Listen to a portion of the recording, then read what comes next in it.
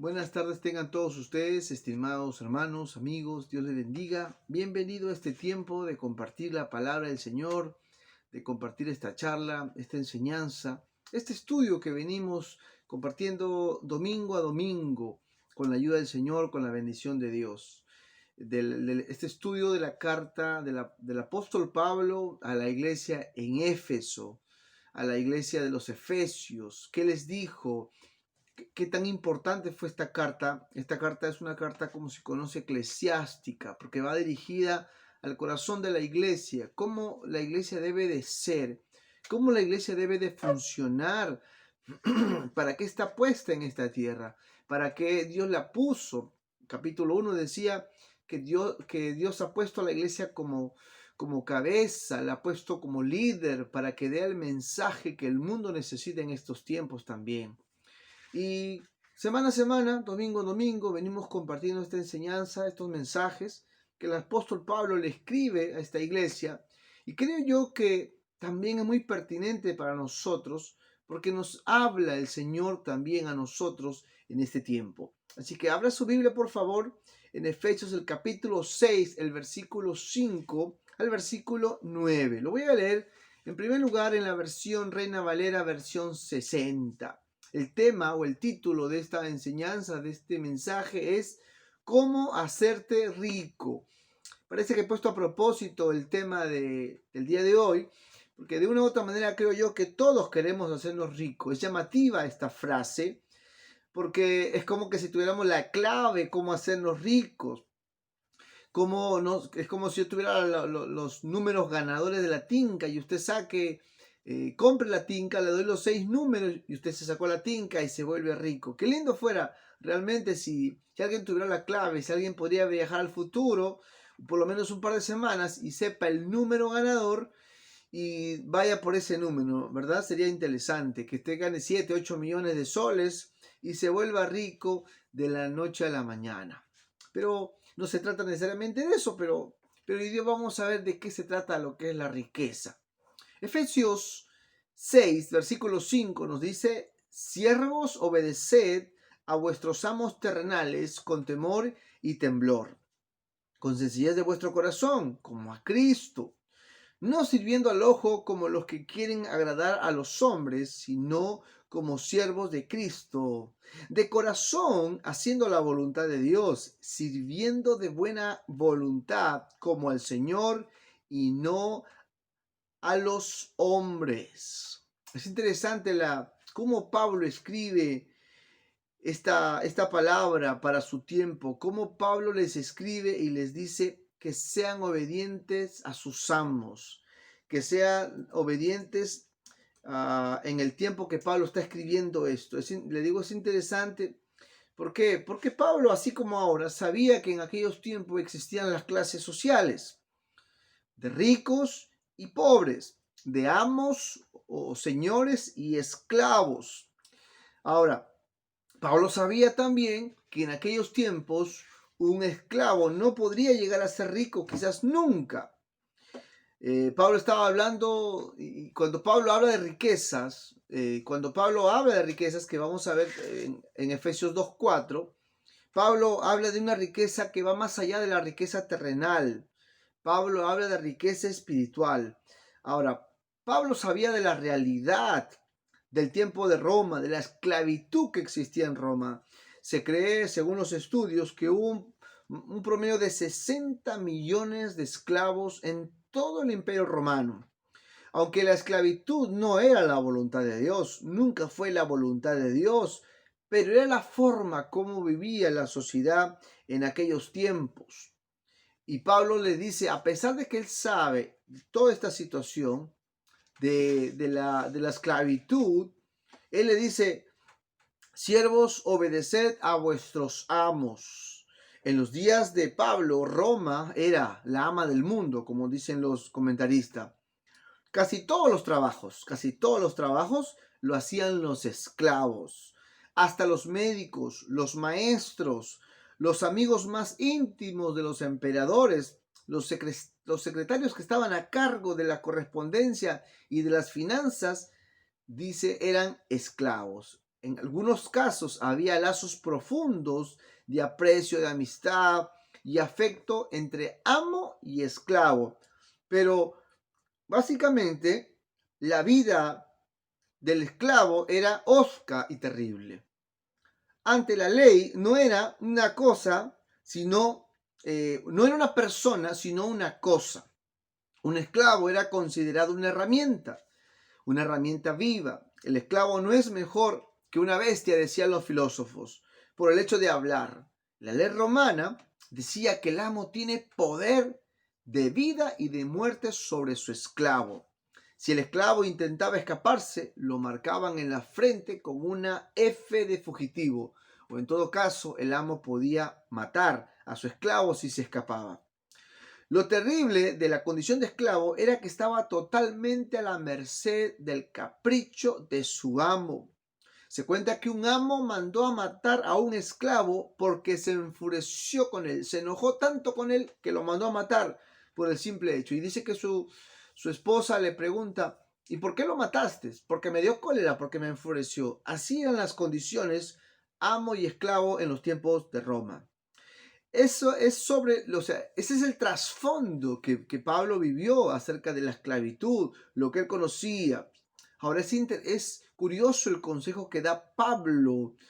Cualquiera hubiera esperado que escuchen esclavos y vean la forma de cómo sublevarse, vean la forma de cómo hacerse libres. Quizás hubiera sido algo mejor recibido de parte de Pablo, pero no. Pablo dice, esclavos obedezcan a sus amos, obedezcan a sus jefes, obedezcan a sus señores, siervos obedezcan a sus amos terrenales. Ahora, es curioso también el contexto que en aquellos tiempos muchos ricos o muchos señores o muchos romanos se convertían al cristianismo, entregaban su vida a Cristo. Y muchos de los esclavos, sirvientes que estaban en las casas de sus amos eran los líderes, eran los pastores, eran los que dirigían la iglesia en aquellos tiempos. Era curioso, dice, en casa el sirviente, el esclavo, servía al amo, pero era el líder, el amo en la casa. Pero en la iglesia, en el templo o donde se reunían, el esclavo era, por así decirlo, el líder. Era el líder realmente, ¿no? Y el amo en el templo tenía que obedecer al líder, al pastor en este caso. O sea, así pasaba muchas veces en los tiempos de Pablo. Ahora, ¿qué estaba pasando? Se cree que algunos esclavos, por el hecho de ser líderes, ya no querían obedecer a sus amos. Ya se iba más allá, como diríamos, de la confianza. Por eso que Pablo le dice, siervos obedezcan a sus amos, deben obedecer a sus amos. Eso es lo que a veces pasa en este tiempo también.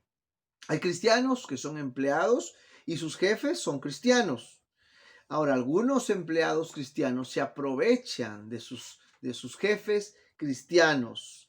Ahora, Pablo dice, siervos obedezcan a su Señor.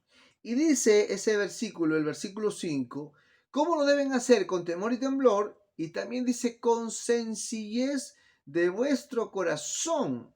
O sea, un empleado debe obedecer a su jefe con sencillez de corazón, de buena voluntad. Ahora, Pablo llama la atención cómo Pablo en aquellos tiempos, si lo contextualizamos ahora, Pablo dice como a Cristo. Pareciera que en aquellos tiempos Pablo estuviera avalando la esclavitud, como que estuviera de acuerdo. Pero no, Pablo va más allá de eso. Él entiende lo que es la obediencia, él entiende la sumisión, él entiende y eso es lo que les enseña. Y yo creo que es pertinente para nosotros también en este tiempo. ¿Por qué? Porque obedecer a los jefes tiene que ver con la voluntad de Dios.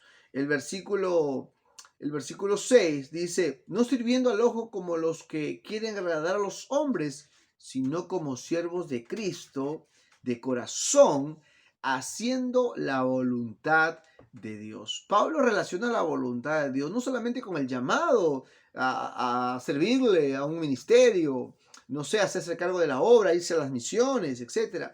Pablo relaciona la voluntad de Dios en el hecho de que un siervo obedezca a su amo. si lo contextualizamos eso ahora, si aplicamos esto este tiempo, cuando un empleado obedece a su jefe, está haciendo la voluntad de Dios. Pablo dice, esto es la voluntad de Dios, ¿sí? El trabajo comienza con la actitud de servicio. Nosotros como cristianos deberíamos entender que el trabajo comienza con la actitud de servir como el Señor, porque así dice la Biblia. No debería empezar el trabajo con la actitud, ¿cuánto me van a pagar? Yo voy a un lugar y ¿cuánto me van a pagar? Primero pensar cuánto te van a pagar en vez de que tu actitud sea, ¿qué voy a hacer? ¿Qué es lo que tengo que hacer? Entonces la actitud de un hijo de Dios debe de ser servir. ¿Por qué? Porque la Biblia dice, si tú eres, no somos esclavos obviamente ahora, pero más aún si somos empleados, si trabajamos para alguien, si alguien nos paga, es nuestro jefe. Dice la palabra que lo tenemos que hacer porque es la voluntad de Dios, lo tenemos que hacer con sencillez de corazón, con temor y con temblor, porque es como si estuvieras sirviendo al mismo Cristo. Pablo pone la comparación de un líder que acepta el llamado de Dios a un empleado que obedece a su jefe. Lo pone al mismo nivel porque él dice, esto es hacer la voluntad de Dios. Así que el trabajo comienza con la actitud de servicio. Voy a servir, porque así me dice la palabra del Señor. El trabajo debe de ser de buena voluntad. Versículo 7 dice, sirviendo de buena voluntad. Verso 6 dice, esto es la voluntad de Dios. Versículo 7 dice, háganlo no como una imposición, sino de buena voluntad como el Señor y no a los hombres, sabiendo que el bien que cada uno hiciere, ese recibirá del Señor, sea siervo o sea libre. Yo creo que para nosotros aplica también esto, los que somos libres, ¿sí? El trabajo no solamente es de buena actitud, sino que el trabajo debe de ser de buena voluntad. O sea, ¿qué voy a hacer yo? Y lo que voy a hacer, lo tengo que hacer de buena voluntad. Los esclavos posiblemente en el tiempo de Pablo nunca iban a ser ricos, ¿sí? Pero yo creo que los esclavos que entendían el mensaje de Pablo se hacían ricos espiritualmente. Ahora, la pregunta es del tema que les quiero compartir en esta noche, en esta tarde. ¿Cómo nos hacemos ricos? ¿Cómo nos hacemos ricos? ¿Cuál es la clave? No crean que me pasé para el lado de la teología de la prosperidad. No. Pero sí estoy de acuerdo con la riqueza. Y la pregunta es ¿cómo nos hacemos ricos? Número uno, trabajando, pues. Trabajando nos podemos llegar a ser ricos, podemos llegar a tener una mejor vida económica, trabajando, iniciando negocios, iniciando proyectos, estudiando una carrera, pero trabajando en la mejor fórmula de hacerse ricos o tener una mejor vida económica, holgada, una mejor calidad de vida, como se dice ahora. Yo le recomiendo, tenga cuidado en hacerle caso a esos que dicen invierte tanto, inviertes 10 y vas a sacar 1000 y que es el un negocio del momento, etcétera, etcétera. Yo le digo, tenga mucho cuidado porque muchos, casi la mayoría de esos negocios pirámides, de esos negocios son cuentos. Hay principios en la vida y uno de los principios es el trabajo. ¿Cómo nos hacemos ricos? Trabajando. ¿Cómo puedes tener una mejor vida? Trabajando. La Biblia nos dice que somos los padres los que debemos dejar herencia a los hijos. Proverbios 13:22 nos dice, el hombre bueno deja herencia a los hijos y a los hijos de sus hijos, pero la riqueza del pecador está reservada para el justo. ¿Sí? Yo quiero ir a la primera parte porque esto es un proverbio que hay que saber interpretarlo. La primera parte dice, el hombre bueno deja herencia a sus hijos, y no solamente a los hijos, sino a sus nietos. Muchos padres tienen la mala idea, la mala filosofía de decir, voy a tener varios hijos para que mis hijos me mantengan en mi vejez. ¿Para qué tengo hijos? Para que me mantengan en mi vejez. Aunque es nuestra obligación de hijos velar por nuestros padres, es nuestra obligación de hijos de honrarlos y de cuidarlos, claro está, ¿sí? Pero bíblicamente no es así. Bíblicamente, los padres somos los que debemos dejar una buena herencia a los hijos. Los padres debemos de trabajar para que a nuestros hijos no les falte nada. ¿Por qué? Porque así dice la Biblia, no dice al contrario la Biblia. No dice que tengan hijos para que tus hijos te mantengan a ti y tú aproveches de ellos. No dice eso la Biblia. La Biblia dice, el hombre bueno deja herencia a los hijos y a los hijos de sus hijos. ¿Cómo te haces rico? Trabajando, sembrando, invirtiendo, estudiando. Y además tú debes trabajar toda tu vida o hasta el tiempo que te jubiles, de tal manera que cuando ya seas viejo ya no tengas que trabajar. Tus hijos administran lo que tú has ganado, lo que tú has hecho, lo que tú has ahorrado, lo que tú has invertido. No debería ser al contrario. Nuestros hijos no deben estar rompiéndose el lomo para que nos mantengan a la vejez. Eso no dice la Biblia. La Biblia dice, el hombre bueno deja herencia para sus hijos. ¿Cómo nos hacemos ricos? Efesios 4:28 nos dice otra clave. Dice, el que roba, no robe más.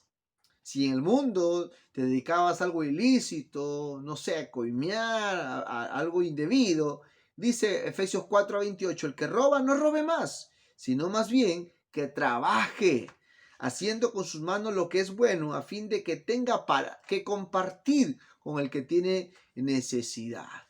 ¿Sí? Entonces, ¿cuál es la clave? Trabajar, trabajar, trabajar. ¿Cómo nos hacemos ricos? Otra forma, ahorrando también. El ahorro es una buena forma de llegar a ser ricos también. El mismo Jesús, a pesar que él hizo el milagro de multiplicar los panes, de multiplicar los peces, según Juan 6, 12 y 13 nos dice, cuando se saciaron, dijo a sus discípulos, recoged los pedazos que sobran, para que no se pierda nada. Miren Jesús, él hace un milagro, multiplica panes, multiplica peces, sobró. Él no dijo, bueno, ya, déjenlo ahí, dejen la mesa ahí lista, no, déjenlo ahí. No, Jesús tenía la actitud del ahorro. Él le decía, recojan los pedazos para que nadie se pierda. No debemos desperdiciar la comida, porque es el pan que Dios nos da. No debemos desperdiciar la provisión de Dios. Debemos de cuidar, porque Dios nos bendice con la comida. En una ocasión estuve en la mesa con una persona de buena posición económica y era curioso cómo esta persona se comía hasta el último arroz de su plato. Y me llamaba la atención porque mi pensamiento un poquito negativo decía, ah, esta persona tiene, pero ni un arrocito deja, ni siquiera para los perritos, nada. Obviamente que ese restaurante no había perritos, ¿no? Ni para el agua sucia de los chanchos, decía yo. Pero esta persona, comiendo el último arrocito, lo dejó limpio su plato, dijo, yo no puedo, mire, siendo rico e inconverso, yo no puedo dejar nada en el plato porque es la bendición de Dios. Yo pido o compro lo que es necesario para alimentarme. Y él decía, porque esto es la bendición de Dios. Interesante su postura, siendo inconverso, pero tenía la actitud de guardar y de conservar lo que Jesús también hizo. Él dijo a sus discípulos, guarden, que no se pierda nada. Cuiden, en otras palabras, la bendición de Dios. Otro principio es ahorrar. Tenemos que ahorrar para un futuro. Pero volvámonos ricos, pues. Volvámonos ricos. Lo pongo en signo de exclamación. Volvámonos ricos. La pregunta es, ¿cómo nos vamos a hacer ricos? Empecemos a ser ricos espirituales. Empecemos a ser ricos espirituales. ¿Cómo? Conociendo a Dios. Efesios 2:4 nos dice, pero Dios, que es rico en misericordia, por causa del gran amor con que nos amó. Miren cómo Dios es rico en misericordia. Empecemos a ser ricos en amor, en dar misericordia. ¿Qué es misericordia? Misericordia es pagar a alguien como no se lo merece. Pero mejor dicho, pagarle a alguien como se lo merece, pero pagarle con amor. A veces decimos, Señor, haz justicia, pero la justicia de Dios es con misericordia. Dios es rico en misericordia. Dios no es pobre en misericordia. Dios es muy rico en misericordia y como tiene tanta misericordia, Él reparte misericordia. Entonces, volvámonos ricos. ¿En qué? En misericordia, perdonando, dando oportunidad a los que nos ofenden. El apóstol Pablo también dice en el capítulo 3 de Efesios, el versículo 8, él nos habla de las inescrutables riquezas, algo que está por descubrir, algo que está por conocer, algo que tenemos que investigar, algo que tenemos que profundizar. Efesios 3:8 nos dice: a mí, que soy menos que el más pequeño de todos los santos, se me concedió esta gracia de anunciar a los gentiles las inescrutables riquezas de Cristo. Allí está la verdadera riqueza, estimados hermanos. En las cosas de Dios, en el amor de Dios, en lo que Jesús ha hecho. ¿Qué otra cosa más es riqueza? La bondad, la tolerancia, la paciencia son riquezas. Romanos 2:4 nos dice: ¿o tienes en poco las riquezas de su bondad, tolerancia y paciencia, ignorando que la bondad de Dios te guía al arrepentimiento? El mismo apóstol Pablo. Es curioso que casi en todos los textos que Pablo habla de riqueza no tiene que ver mucho con economía. No tiene que ver mucho con la economía. Pablo habla de una riqueza espiritual. Pablo habla de una riqueza que trasciende la vida terrenal. De ese tipo de riquezas habla Pablo: la bondad, la tolerancia y la paciencia. Algunos son tan ricos en dinero, pero tan pobres en paciencia. Y lo que trasciende la vida eterna, lo que trasciende, lo que realmente le toma en cuenta a Dios, es la riqueza espiritual. Esa riqueza que Dios nos da. Pablo también nos dice en Efesios 2:7: a fin de poder mostrar en los siglos venideros las sobreabundantes riquezas de su gracia, por su bondad para con nosotros en Cristo Jesús. Dice aquí: sobreabundantes riquezas de su gracia, por su bondad. Pablo habla de riquezas de la gracia de Dios. La gracia de Dios es una riqueza espiritual tremenda. El favor de Dios, el regalo de Dios, esa oportunidad que Dios nos da para seguir.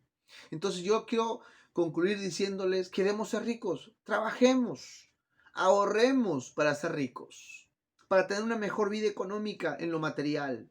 Logremos tener una mejor vida económica para ayudar a otros también.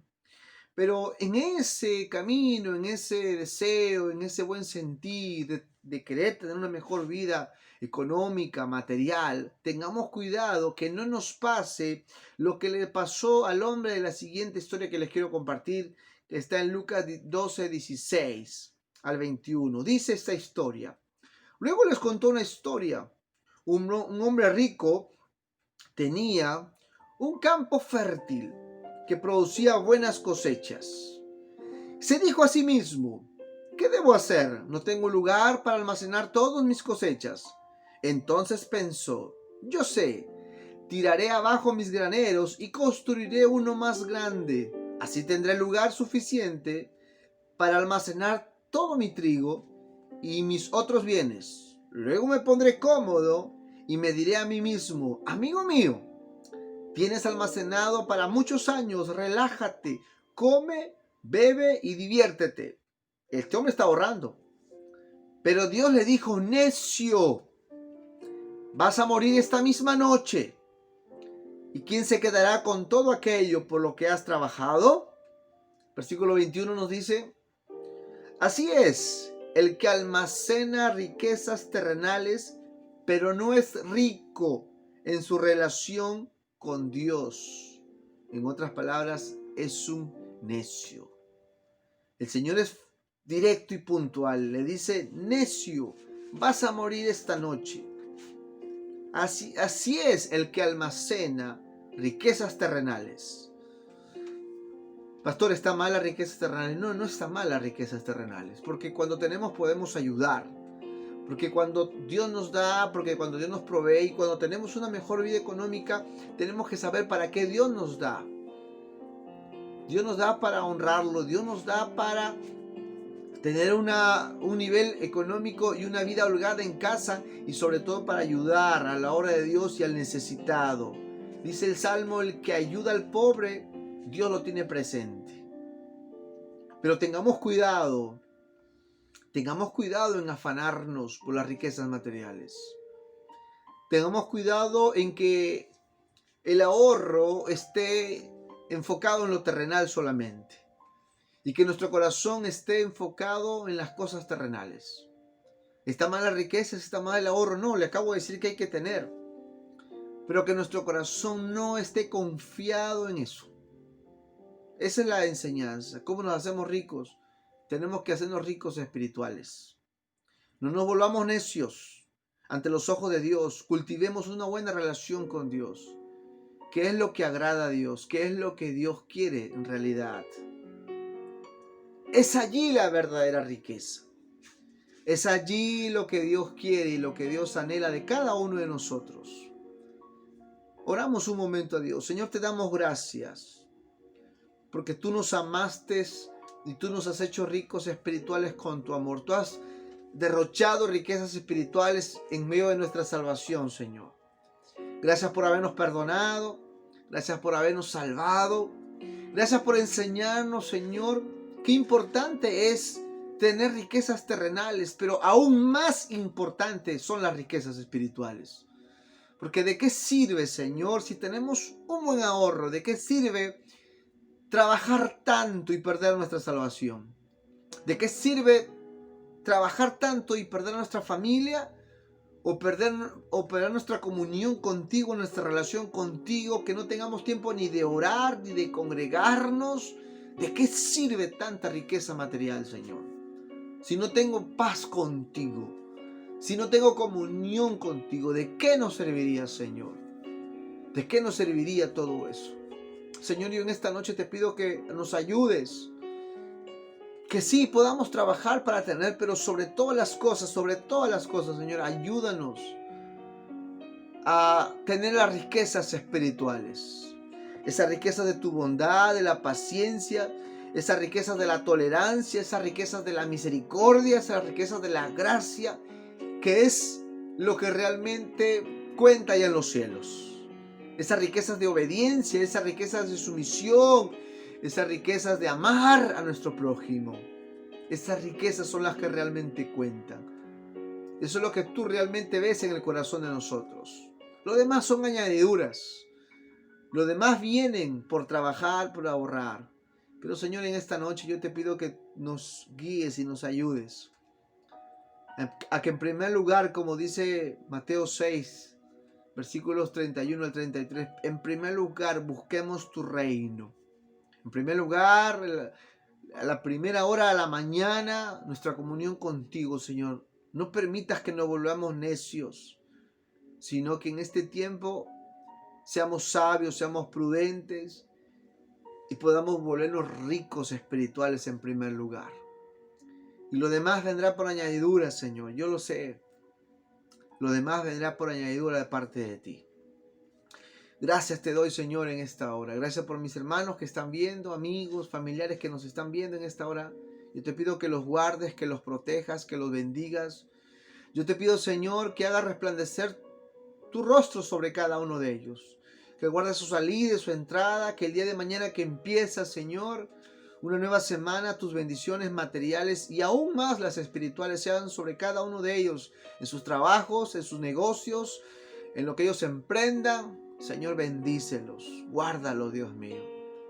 En el nombre de Jesús te los pido.